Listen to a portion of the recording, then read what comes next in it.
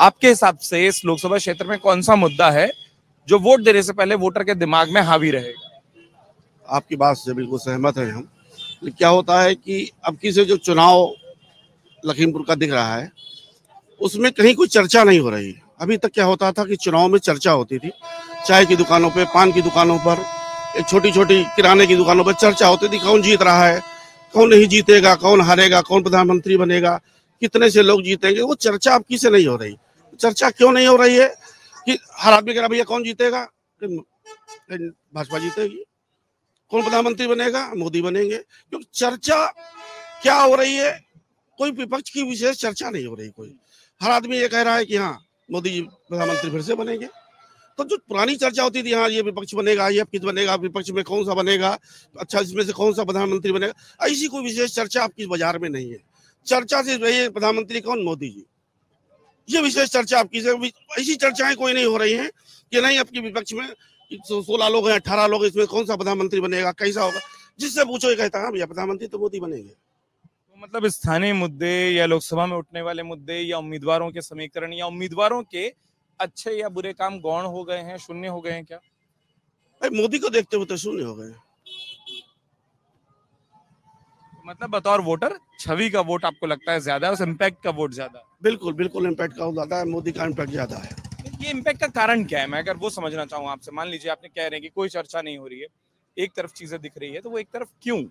उसके उस एक छवि या एक चेहरे या एक नाम के पीछे के तर्क क्या है? तर्क बिल्कुल है। जैसे लखीमपुर जिले की बात करते हो तो लखीमपुर जिले में ठीक है मेडिकल कॉलेज बन रहा है, कोई भी चीज बनने में समय लगता है, ठीक है। ओवरब्रिज बने लखीमपुर में, 3 ओवरब्रिज। आप लखीमपुर के बाईपास पे आप निकलो, लगता है कि आप कोई बहुत बड़े शहर के अंदर आ गए हो। तो ऐसे बहुत से लखीमपुर में काम हुए जो दिखते हैं। लखीमपुर में काम दिखते हैं, बिल्कुल। ठीक है, आपका क्या मानना है? चाय तो पक चुकी, पूरी पी भी ली गई, सियासत कितनी पकी है इस जिले की? सियासत है ही नहीं कुछ। जैसा भाई ने कहा ना कि चुनाव की कोई चर्चा ही नहीं है, लग ही नहीं रहा है चुनावी माहौल है। उसका केवल एक ही कारण है कि कोई है ही नहीं, भाजपा के अलावा फिलहाल अभी कोई नहीं है। इसलिए यहाँ पे कोई भी चुनावी मुद्दा, किसी तरीके का कोई मुद्दा हावी नहीं है।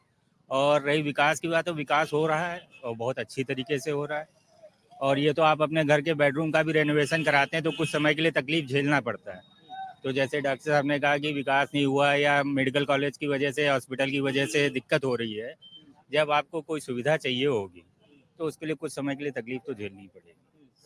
और आगे आपको सुविधा मिलेगी। इस साल आपका सेशन चालू होने जा रहा है मेडिकल कॉलेज का 100 सीटों का, और भगवान ने चाहा तो अगले साल आपको मेडिकल कॉलेज की यहाँ पे, भगवान ने चाहा, सरकार ने चाहा? नहीं, भगवान जाएगी, सरकार तो चाह ही रही है सब कुछ।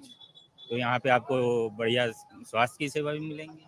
अगर आप ये वीडियो YouTube पर देख रहे हैं तो हमारे चैनल को सब्सक्राइब करें और बेल आइकन को दबाना ना भूलें। अगर आप Facebook पर ये वीडियो देख रहे हैं तो हमारे पेज को लाइक करें।